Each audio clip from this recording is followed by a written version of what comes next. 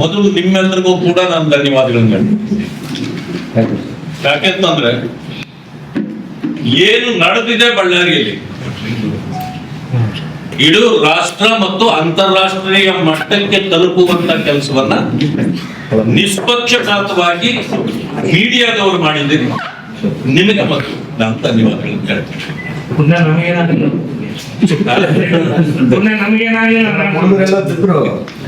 ಅದೇನೇ ಇರ್ಲಿ,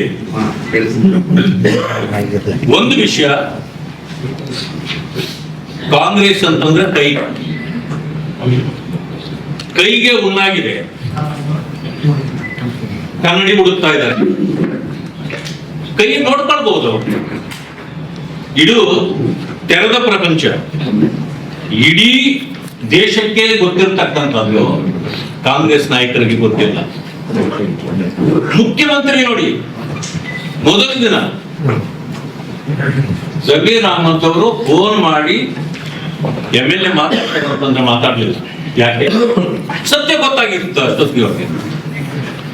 ಕೊನೆ ಪಕ್ಷ ಮುಖ್ಯಮಂತ್ರಿಗಳ ಒಂದು ವಿಚಾರದಲ್ಲಾದ್ರು ಅವ್ರಿಗೆ ಬುದ್ಧಿ ಹೇಳ್ರಿ ಅಂದ್ರೆ ಗೊತ್ತು, ಅವರು ನೇರವಾಗಿ ಬೆಂಬಲ ಕೊಡ್ರಿ. ಇದರಿಂದ ಅರ್ಥ ಆಗತ್ತೆ ಈ ವಿಚಾರದಲ್ಲಿ ಸತ್ಯ ಇದೆಯಾ ಇಲ್ಲ ಅಂತ. ನಾನು ಒಂದು ಮಾತನ್ನು ತಮಗೆ ಹೇಳಲಿಕ್ಕೆ ತಾವು ಕೇಳಿದ್ರಿ, ಒಂದು ಬ್ಯಾನರ್ ಅಂತ ನೋಡಿ. ಬ್ಯಾನರ್ಗೆ ಜನಾರ್ದನ್ ರೆಡ್ಡಿ ಅವರು ಬಂದು ಇಲ್ಲಿ ಹಾಕ್ಬೇಡಿ ಅಂತ ಹೇಳಿದ್ರು. ಅವರು ಮನೆಯಲ್ಲಿ ಅವರ ಕ್ಷೇತ್ರದಲ್ಲಿ ಅಲ್ಲಿ ಬಂದ ವಿಷಯನ ಆಯ್ತು ಬಿಡಪ್ಪ ಅಲ್ಲಿ ಬಿಟ್ಬಿಡ್ರಿ ಅಂತ ಮುಗ್ದೆ ಹೋಗಿತ್ತು. ಆದ್ರೆ ತೆಗೆದಿದ್ಯಾ? ಇವರು ತೆಗಿಲಿಲ್ಲ. ಹೇಳಿದ ಮೇಲೆ ಪೊಲೀಸ್ನವರೇ ಬಂದು ತೆಗೆದ್ರು. ಪೊಲೀಸ್ ಯಾಕೆ ತೆಗೆದ್ರು? ಪೊಲೀಸ್ ತೆಗಿಲಿಕ್ಕೆ ಕಾರಣ ಏನು ಅಂದ್ರೆ ಇದು ಪಬ್ಲಿಕ್ ಪ್ಲೇಸ್ ಅಲ್ಲ, ಆ ಕಾರಣದಿಂದ ಅವರು ಒಳಗಡೆ ಹಾಕಿರೋದ್ರಿಂದ ಸರಿಯಲ್ಲ ಅಂತ ಪೊಲೀಸ್ನವ್ರು ತೆಗೆದಿದ್ರು.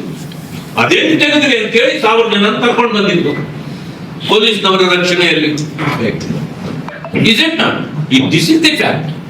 ಅವರು ಬಂದ ಮೇಲೆ ಎಸ್ಕಾರ್ಟ್ ಮಾಡಿದ್ದಾರು DYSP ನಂದಾರೆಡ್ಡಿ. ನೀವು SP 3 ಅವರ್ ಆಗಿಲ್ಲ ಚಾರ್ಜ್ ತಗೊಂಡು ಅವ್ರನ್ನ ಸಸ್ಪೆಂಡ್ ಮಾಡ್ತೀವಿ. ಸಂಬಂಧ ಇಲ್ಲ. ಇನ್ನು ಬಳ್ಳಾರಿಗೆ ಬಂದವರಷ್ಟೇ, ಇನ್ನು ಬಳ್ಳಾರಿ ಆಫೀಸಿಂದ ಈಚೆ ಬಂದಿಲ್ಲ, ಅವ್ರನ್ನ ಸಸ್ಪೆಂಡ್ ಮಾಡ್ತೀರಿ. ಎಸ್ಕಾರ್ಟ್ ಮಾಡ್ಕೊಂಡು ಬಂದವ್ರನ್ನ ಯಾಕೆ ಬಿಟ್ಟಿದ್ದೀರಿ? ಇದಕ್ಕೆಲ್ಲ ಕಾರಣ ಅವರು ನಂದಾರೆಡ್ಡಿನ ಮೊದಲು ಸಸ್ಪೆಂಡ್ ಮಾಡಿ ಅವ್ರನ್ನ ಎನ್ಕ್ವೈರಿ ಮಾಡಿ. ಇಲ್ಲಿ ನಡೆದಿರ್ತಕ್ಕಂಥ ಪ್ರತಿಯೊಂದು ಹೆಜ್ಜೆಯಲ್ಲೂ ಗಾಂಜಾ ಗಮ್ಮತ್ತು ನಡೆದಿರೋದು. ಇಡೀ ರಾಜ್ಯ ಇವತ್ತು ಗಾಂಜಾ ರಾಜ್ಯ ಆಗಿದೆ. ನಮ್ಮ ಕರ್ನಾಟಕವನ್ನ ಗಂಧದ ನಾಡು ಅಂತಿದ್ರಲ್ಲ, ಈಗ ಗಾಂಜಾ ಬೀಡು. ಇದು ಪ್ರಶ್ನೆ ಇರ್ತಕ್ಕಂಥದ್ದು. ಅದಾದ್ಮೇಲೆ ಮಾನ್ಯ ಉಪಮುಖ್ಯಮಂತ್ರಿಗಳು ಜನಾರ್ದನ್ ರೆಡ್ಡಿ ಅವರನ್ನ ಟಾರ್ಗೆಟ್ ಮಾಡಿದ್ದು ಇದೆಲ್ಲಾನು ನಾಟಕ ಅಂತಂದ್ರು. ನೋಡಿದ್ರ ಬಂದು ಇವತ್ತು ಇಲ್ಲಿ ಬಂದಾರ ಅವರು ಉಪಮುಖ್ಯಮಂತ್ರಿಗಳಾಗಿದ್ದವರು, ಜವಾಬ್ದಾರಿ ಇಲ್ವಾ ಅವ್ರಿಗೆ? ಅಂದ್ರೆ ನಿಮ್ಮ ಶಾಸಕ ಅನ್ನೋ ಕಾರಣಕ್ಕೆ ನೀವು ಎಲ್ಲಿವರೆಗೂ ಬೇಕಾದ್ರೂ ಡಿಪೆಂಡ್ ಮಾಡಬಹುದಾ? ಗುಂಡು ಹಾರಿಸ್ತಾರಲ್ಲ, ಅದನ್ನು ನೀವು ನೋಡಿದ್ದೀರಲ್ಲ, ತಪ್ಪು ಅನ್ಸ್ತಿಲ್ವಾ? ಮಾಡ್ಬೋದು, ಯಾಕಂದ್ರೆ ನಮ್ಮ ಸಂಸ್ಕೃತಿನ ಅವ್ರು ಮಾಡಿದ್ದಾರೆ ಅನ್ನೋದು ಭಾವನೆ ಇರ್ಬೇಕಾದ್ರು. ನಮ್ಮನ್ನ ನಾಟಕ ಅಂದ್ರಿ, ಕಾಂಗ್ರೆಸ್ಗಿಂತ ದೊಡ್ಡ ನಾಟಕ ಕಂಪನಿ ಯಾವ್ದಾದ್ರು ಇದೆಯನ್ರಿ ದೇಶದಲ್ಲಿ? ಕಾಂಗ್ರೆಸ್ ಆ ನಾಟಕ ಕಂಪನಿ ಚೇರ್ಮನ್ DK ಶಿವಕುಮಾರ್ ಅವರು ನಮ್ಗೆ ಹೇಳ್ತಾರೆ. ಅವರು HM ಹೋಮ್ ಮಿನಿಸ್ಟರ್, ಪಾಪ ಅವರು part time home minister. Full time ಆಗಿದ್ದರೆ ಈಗ ಬರ್ತಿದ್ರು. ಅವ್ರು ಪಾರ್ಟ್ ಟೈಮ್ ಹೋಮ್ ಮಿನಿಸ್ಟ್ರಿಯಲ್ಲಿ ಏನ್ ಮಾಡಿದ್ರು ಕೂಡ ಅವರ ಮಾತು ಈಚೆ ಬರೋದೇ ಇಲ್ಲ. ಯಾಕೆಂತಂದ್ರೆ ಇಡೀ ರಾಜ್ಯದಲ್ಲಿ ಎಲ್ಲ MLA ಹೋಮ್ ಮಿನಿಸ್ಟರ್ಗಳೇ, ಎಲ್ಲ ಮಂತ್ರಿಗಳು ಹೋಮ್ ಮಿನಿಸ್ಟರ್ಗಳೇ. ಈ ಹೋಮ್ ಮಿನಿಸ್ಟರ್ನ ಗುಲ್ಬರ್ಗಾಗೆ ಬರಬೇಡಿ, ನೀವು ಬಳ್ಳಾರಿಗೆ ಬರಬೇಡಿ, ನೀವು ಬೀದರ್ಗೆ ಬರಬೇಡಿ, ರಾಯಚೂರಿಗೆ ಬರಬೇಡಿ ಅಂತಂದ್ರೆ ಪಾಪ ಅವ್ರೇನ್ ಮಾಡ್ತಾರೆ ಹೋಗಿ. ಅದಕ್ಕೆ ಅವ್ರು ಪಾರ್ಟ್ ಟೈಮ್ ಹೋಮ್ ಮಿನಿಸ್ಟರ್ ಆಗ್ತಿದ್ದಾರೆ. ಈ ರೀತಿ ಮಾಡಿದ್ರೆ ಲಾ ಅಂಡ್ ಆರ್ಡರ್ ಸರಿಯಾಗಿರುತ್ತ? ಒಬ್ಬ ಶಾಸಕ ಆಗ್ಲಿಕ್ಕೆ ಯೋಗ್ಯತೆ ಇದೆಯಾ ಆ ವ್ಯಕ್ತಿಗೆ ಅಂತ ನನ್ನ ಪ್ರಶ್ನೆ. ಬೀದಿಯಲ್ಲಿ ನಿಂತ್ಕೊಂಡು 5 ನಿಮಿಷದಲ್ಲಿ ಅವನ ಮನೆಯನ್ನು ಸುಟ್ಟಾಕ್ಬಿಡ್ತಿದ್ದೆ ನಾನು. ಆದ್ರೆ ಆ ಅಜ್ಜನ ಪುಸ್ತಳಿ ಇಡಬೇಕು, ಅದಕ್ಕೆ ಸುಮ್ಮನೆ ಬಂದಿದ್ದೀನಿ ಅಂತಂದ್ರೆ ನಿಜವಾಗ್ಲೂ ಮಾಡ್ತಿದ್ರಲ್ಲ. ಡಿ ಕೆ ಶಿವಕುಮಾರ್ ಅವರೇ, ಇದಕ್ಕೆ ಉತ್ತರ ಕೊಡಿ. ನೀವು ನಿಮ್ಮ ಶಾಸಕರಿಗೆ ಒಪ್ಕೊಂಡಿದ್ದಾರೆ 5 ನಿಮಿಷದಲ್ಲಿ ನಾನು ಸುಟ್ಟಾಗ್ತಿದ್ದೆ ಅಂತ. ಅಂದ್ರೆ ನಾಟಕ ಅಂತ ನೀವೇ ಹೇಳ್ತೀರಿ. ನಾಟಕ ಈಗ ಇವತ್ತಲ್ಲ ನಾಳೆ ನಾನು ಅವನು ಸಂಪೂರ್ಣವಾಗಿ ಎಲ್ಲದರಲ್ಲೂ ಮುಗಿಸ್ತೀನಿ. ಇದನ್ನ ಇಷ್ಟು ಅವರು ನೆರೇಟ್ ಮಾಡ್ತಾರೆ. ಒಬ್ಬ ಶಾಸಕ ಈ ರೀತಿ ಎಲ್ಲ ಮಾಡ್ಲಿಕ್ಕೆ ಮಾತಾಡ್ಲಿಕ್ಕೆ ನನ್ಗೆ ತಾಳ್ಮೆ ಕೆಟ್ಟರೆ ಬಳ್ಳಾರಿನೇ ಉಳಿಯಲ್ಲ ಅಂತ ಹೇಳಿದ್ರೆ, ಅಂದ್ರೆ ಬಳ್ಳಾರಿ ಜನರು ನಿಮ್ಗೆ ಓಟ್ ಹಾಕಿದ್ರಲ್ಲ, ಆ ಓಟ್ ಹಾಕದವ್ರನ್ನ ನಾವು ರಾಜಕಾರಣಿಗಳು ದೇವರು ಅಂತೀವಿ. ಡಾಕ್ಟರ್ ರಾಜ್ಕುಮಾರ್ ಹೇಳ್ತಿದ್ದಾರಲ್ಲ, ಅಭಿಮಾನಿ ದೇವರುಗಳು ಅಂತ. ಹಾಗೆ ನಮಗೆ ಓಟ್ ಹಾಕೋ ದೇವರುಗಳು. ಅವರನ್ನ ನೀವು ಈ ಕೀಳು ಮಟ್ಟದ ಬಗ್ಗೆ ಮಾತಾಡ್ತಿರಲ್ಲ, ನಿಮಗೆ ಆ ಸ್ಥಾನಕ್ಕೆ ನೀವು ಯೋಗ್ಯರಿದ್ದೀರಾ? ಅಥವಾ ಯಾವ ಪಕ್ಷ ನಿಮಗೆ ಟಿಕೆಟ್ ಕೊಡ್ತೋ ಆ ಪಕ್ಷ ಇಂಥ ವ್ಯಕ್ತಿಯನ್ನ ಇಟ್ಕೊಳ್ಳಿಕ್ಕೆ ಯೋಗ್ಯ ಇದೆಯಾ? ಕಾಂಗ್ರೆಸ್ಗೆ ಏನಾದ್ರೂ ಒಂದು ಸ್ವಲ್ಪ ನೀತಿ ನಿಯಮಗಳು ಇದ್ದಿದ್ರು ಮೊದಲು ಶಾಸಕನನ್ನ ಮೊದಲು ಸಸ್ಪೆಂಡ್ ಮಾಡಬೇಕಾಗಿತ್ತು. ಮಾಡಿಲ್ಲ. ಇರ್ಲಿ, ಗುಂಡು ನಿಮ್ಮದು, ಗನ್ ನಿಮ್ಮದು, ಗನ್ ಮ್ಯಾನ್ ನಿಮ್ಮದು, ಕಾರ್ಯಕರ್ತ ಸತ್ತೋದವ್ರು, ಈ ಯಾರು ಹೊಡೆದ್ರು ನಿಮ್ಮವರು, ಜನ ಕರ್ಕೊಂಡು ಬಂದವರು ನಿಮ್ಮವರು. ನಿಮ್ಮದೇ ಕಾರ್ಯಕರ್ತ ನೀವೇ ಗುಂಡಾಕಿ ಸಾಯಿಸಿ FIR.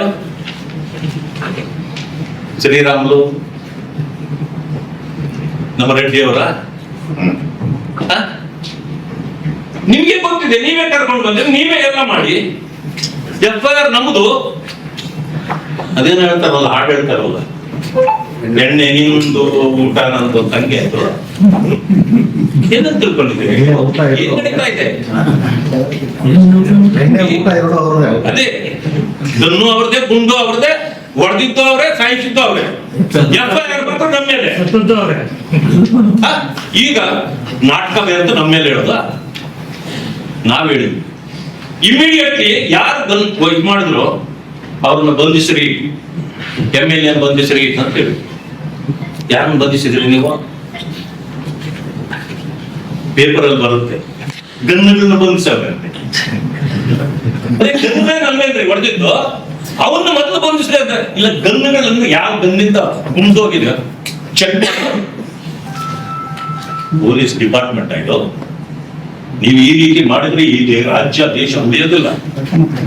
ಇದು ವ್ಯವಸ್ಥೆನೇ ಅಲ್ಲ ಇದು. ಇವತ್ತು ನಿಮ್ಮ ಶಾಸಕ ನಿಮ್ಮವನನ್ನ ಕಾರಣಕ್ಕೆ ಅವರನ್ನು ರಕ್ಷಣೆ ಮಾಡ್ಲಿಕ್ಕೆ ಏನೇನು ಮಾಡಿದ್ದೀರಿ? ಸತ್ಯ ಶೋಧನಾ ಸಮಿತಿ ಆಗ್ಲೇ ಬಂದು ಹೋಗ್ಬಿಟ್ಟಿದೆ ಕಾಂಗ್ರೆಸ್. ಸತ್ಯ ಮುಚ್ಚುವ ಸಮಿತಿ ಅದು, ಸತ್ಯ ಮುಚ್ಚಿಡುವ ಸಮಿತಿ ಬಂದಿದ್ದು. ಸತ್ಯ ಶೋಧನೆ ಅಲ್ಲ, ಶೋಧನೆ ಮಾಡಿ. ಅರೆ ನಿಮ್ಮ ಶೋಧನೆ ನಮಗೆ, ನಿಮ್ಮ ವೇದನೆ ಏನು ಅಂತ ನಮ್ಗೆ ಗೊತ್ತಿಲ್ಲ. ಇದು ಸತ್ಯ ಮುಚ್ಚಿಡುವ. ಇದುವರೆಗೂ ಯಾರನ್ನು ಅರೆಸ್ಟ್ ಮಾಡಲಿಲ್ಲ. ಈಗೇನೋ ನಾನು ಕೇಳ್ಪಟ್ಟೆ ಗನ್ಮ್ಯಾನ್ಗಳು ಯಾರು ಈಗ ಮಾಡಿ ನೋಡ್ರಿ. ನಾನು ಒಂದು ಮಾತು ಹೇಳ್ತೇನೆ, ಸರ್ಕಾರ ಗನ್ಮ್ಯಾನ್ ಕೊಟ್ಟಿದ್ರೆ ನಿಮಗೆ ಅಕೌಂಟಬಿಲಿಟಿ ಇದೆ. ಒಂದು ಏನೋ ಸಂದರ್ಭ ಬಂದು ಗನ್ನಲ್ಲಿ ನೀವು ಶೂಟ್ ಮಾಡಿದ್ರು ಕೂಡ ಸರ್ಕಾರಕ್ಕೆ ಗೊತ್ತಿರುತ್ತೆ. ಪ್ರೈವೇಟ್ನವ್ರು ಯಾರಾದ್ರೂ ಮಾಡಿದ್ರೆ ಏನ್ ಗೊತ್ತಿರುತ್ತೆ ನಿಮಗೆ ಸರ್ಕಾರಕ್ಕೆ? ಈಗ 10 ಜನ ಗನ್ಮ್ಯಾನ್ಗಳು ಇಟ್ಕೊಂಡಿರ್ತಾರೆ. ಯಾವ ಗನ್ನಲ್ಲಿ ಗುಂಡು ಹಾರಿಸಿದ ವರ್ಕೌಟ್ ಆಗ ನೀವೇ ಕಳಿಸ್ಬಿಡ್ತೀರಿ. ಇಲ್ಲ ನಮ್ಗೆ ಗೊತ್ತೇ ಇಲ್ಲ ಅಂತಂದ್ರೆ ಯಾರು ಹಿಡ್ಕೋಬೇಕು? ಅದ್ಮೇಲೆ ನಿಮಗೆ ಪರ್ಮಿಷನ್ ಕೊಟ್ಟವ್ರು ಯಾರು? ಒಂದು ಬ್ಯಾನರ್ ತೆಗಿಸ್ಬೇಕಂದ್ರೆ ಯಾರ್ಯಾರು ಬರ್ತೀರೋ ಬರ್ರಿ, ಬ್ಯಾನರ್ ನಾನು ಬರ್ತೀನಿ ಅಂತೇಳಿ ಒಬ್ಬ ವ್ಯಕ್ತಿ ಬಂದು ಚೇರ್ ಹಾಕೊಂಡು ಕುತ್ಕೊಂಡು ಕಟ್ಟಿಸ್ತಾನಂದ್ರೆ, ಶಾಸಕ ಒಬ್ಬ 1000 ಜನರನ್ನ ಹಿಂಗೆ ಇಟ್ಕೊಂಡು ಬರ್ತಾನಂದ್ರೆ, 1000 ಅಲ್ಲ, FIR ಕಡಿಮೆ ಆಗಿದ್ದಾರೆ. ಮಾನ್ಯ ಶಾಸಕರು ಹೇಳಿದ್ದಾರೆ 5,000 to 6,000 ಜನ ಬಂದಿದ್ರು ನಮ್ಮವರು. ಪೊಲೀಸ್ನವ್ರು ಆಚೆ ಈಚೆ ಮಾಡ್ಬಿಟ್ರು ಅವ್ರನ್ನ. ಅವ್ರು ಸತ್ಯ ಹೇಳಿದ್ರೆ ಪೊಲೀಸ್ನವ್ರು ಯಾಕೆ 1,000 ಬರ್ಕೊಂಡವ್ರೆ? MLA ಸತ್ಯ ಹೇಳಿದಾರಲ್ಲ 5,000 ಬಂದಿದ್ವಿ ಅಂತ. ಅಂದ್ರೆ 5,000 ಜನ ಎಲ್ಲಿಂದ ಕೂಡಿಟ್ಟಿದ್ರು ಇಷ್ಟು ದಿನ? ಒಂದು ಬ್ಯಾನರ್ನ ವಿಷಯಕ್ಕೆ 5,000 ನಾನು ರೆಡಿ ಮಾಡ್ಕೊಂಡು ಬಂದಿದ್ದೆ ಅಂತ ನೀವು ಹೇಳಿಕೆ ಕೊಟ್ರೆ ಇದು ಟಾರ್ಗೆಟ್ ಮಾಡ್ಲಿಕ್ಕೆ ಮಾಡಿದ್ರೆ ಏನ್ ಮಾಡಿದ್ರಿ? ಇಂಥ ಈ ನಾನು ವಿಡಿಯೋ ನೋಡಿದ್ದೇನೆ. ನಾನು ಹುಟ್ಟುವಾಗಲೇ ಶ್ರೀಮಂತ, ನೀವು ಇತ್ತೀಚೆಗೆ ಶ್ರೀಮಂತರು ಅಂತ. ನಾನು ಒಂದು ಹೇಳ್ತೇನೆ, ನಾವು ಪ್ರಜಾಪ್ರಭುತ್ವ ವ್ಯವಸ್ಥೆಯಲ್ಲಿ ಹೃದಯ ಶ್ರೀಮಂತಿಕೆ ರಾಜಕಾರಣ ಮಾಡಬೇಕೇ ಹೊರತು ಮಾಡಬೇಕೇ ಹೊರತು ನಿಮ್ಮ ಆಡಂಬರದ ಶ್ರೀಮಂತಿಕೆ ಅಲ್ಲ. ಯಾರಿಗೂ ಗುಲಾಮರಲ್ಲ. ನಾವು ಯೋಚನೆ ಮಾಡಬೇಕು. ನಾನು ಸಮಾಜದ ಸೇವೆ ಮಾಡಲಿಕ್ಕೆ ಬಂದಿರತಕ್ಕಂಥವನು. ನನ್ನ ಮತದಾರರು ನನ್ನ ದೇವರು, ಅವರ ಸಮಸ್ಯೆಯೇ ನನಗೆ ಸರ್ವಸ್ವ. ಈ ಭಾವನೆಯಲ್ಲಿ ರಾಜಕಾರಣ ಮಾಡ್ಲಿಕ್ಕೆ ಬರಬೇಕೆ ಹೊರತು ಗುಂಡು ಹೊಡೆದು ಗುಂಡು ಹಾಕಕ್ಕೆ ಬರಬಾರದು ರಾಜಕಾರಣಕ್ಕೆ. ಇವತ್ತಿಲ್ಲಿ ನಡೆದಿರ್ತಕ್ಕಂಥದ್ದು ಅದೇ ಹೊರತು ಬೇರೇನು ಅಲ್ಲ. ಬೇಡ, ನಿಮ್ಮ ಸಿಒಡಿ CIDಗಳು ಬೇಡ. ನಮ್ಗೆ ಬೇಕಾಗಿರ್ತಕ್ಕಂಥದ್ದು CBI ಕೊಡಿ. ಇಲ್ಲ ಅಂತಂದ್ರೆ ಸಿಟ್ಟಿಂಗ್ ಜಡ್ಜಿಂದಲೇ ಮಾಡಿಸ್ಬೇಕು. ನಾನು ಹೇಳ್ತೇನೆ, ನಮ್ಮ ಒಬ್ಬ ಕಾರ್ಯಕರ್ತರಿಗೂ ಕೂಡ ನೋವಾಗ್ಲಿಕ್ಕೆ ಭಾರತೀಯ ಜನತಾ ಪಕ್ಷ ನಾಯಕತ್ವ ಯಾವತ್ತೂ ಬಿಡೋದಿಲ್ಲ. ಜನಾರ್ದನ್ ರೆಡ್ಡಿ ಅವರು ಇರ್ಬೋದು, ಶ್ರೀರಾಮುಲು ಅವರು ಇರ್ಬೋದು, ಸೋಮಶೇಖರ್ ರೆಡ್ಡಿ ಅವರು ಇರ್ಬೋದು, ಎಲ್ಲರೂ ಇಲ್ಲಿ ಇರ್ತಕ್ಕಂಥ ಎಲ್ಲ ನಮ್ಮ ಮುಖಂಡರುಗಳು ನಿಮ್ಮ ಒಬ್ಬ ಕಾರ್ಯಕರ್ತರಿಗೂ ನೋವಾಗಲಿಕ್ಕೆ ಅವರು ಬಿಡೋದಿಲ್ಲ. ನಾವು ಕೂಡ ನಿಮ್ ಜೊತೆಲಿರ್ತೇವೆ. ಏನೇ ಮಾಡಲಿ ಈ ಕಾಂಗ್ರೆಸ್ ಅವರಿಗೆ ಬುದ್ಧಿ ಕಲಿಸ್ತಕ್ಕಂಥ ಕೆಲಸವನ್ನ ಮಾನ್ಯ ಅಶೋಕ್ ಅವರು, ವಿಜಯೇಂದ್ರ ಅವರು, ನಾವು ನಮ್ಮ ಎಲ್ಲ ಮುಖಂಡರು ಸೇರಿ ಮಾಡೇ ಮಾಡ್ತೇವೆ. ಬಳ್ಳಾರಿ ಅಂತ ಹೇಳಿ ಬಂದ್ರಿ, ಒಡೆ ಕಟ್ಟಿ ಬಂದ್ರಿ. ಇವತ್ತು ನೀವೇ ಮಾಡಿರೋದು ರಿಪಬ್ಲಿಕ್. ಇಲ್ಲಿಯವರೆಗೂ ಹೋರಾಟಗಳು ನಡೀತಿದ್ವು, ಪ್ರಜಾಪ್ರಭುತ್ವಾತ್ಮಕವಾಗಿ ನಡೀತಿದ್ವು. ಆದ್ರೆ ಈ ರೀತಿ ಗುಂಡು ಸಿನಿಮಾಗಳಲ್ಲಿ ಮಾತ್ರ ನೋಡಿದ್ವಪ್ಪ ನಾವು. ಇದು ನೇರವಾಗಿ ನೋಡ್ಬೇಕಂತಂದ್ರೆ ಬಳ್ಳಾರಿ ಬರ್ಬೇಕು ಮೇಲೆ ಅಂತ. ಇದು ಅಕ್ಷಮ್ಯ ಅಪರಾಧ. ಇದು ಸರ್ಕಾರ ಮಾಡಿರ್ತಕ್ಕಂಥದ್ದು. ಇದಕ್ಕೆ ಸರ್ಕಾರವೇ ಬೆಲೆ ತೆರಬೇಕಾಗ್ತದೆ. ಮಾನ್ಯ ಮುಖ್ಯಮಂತ್ರಿಗಳು ಇದರಲ್ಲಿ ರಾಜಕಾರಣ ಮಾಡದೆ ಸತ್ಯವನ್ನ ಹೊರಗತಕ್ಕಂಥ ಕೆಲಸ ಮಾಡಬೇಕು. ನೀವೀಗ ಯಾರ್ಯಾರು ಏನೋ ಒಂದು ಸಣ್ಣ ವಿಷಯ ಬಂದ ತಕ್ಷಣನೇ ಸೆಕ್ಯೂರಿಟಿ ಬೀಫ್ ಅಪ್ ಮಾಡ್ತಿರಲ್ಲ ನಿಮ್ಮ ಕಾರ್ಯಕರ್ತಗಳಿಗೆ.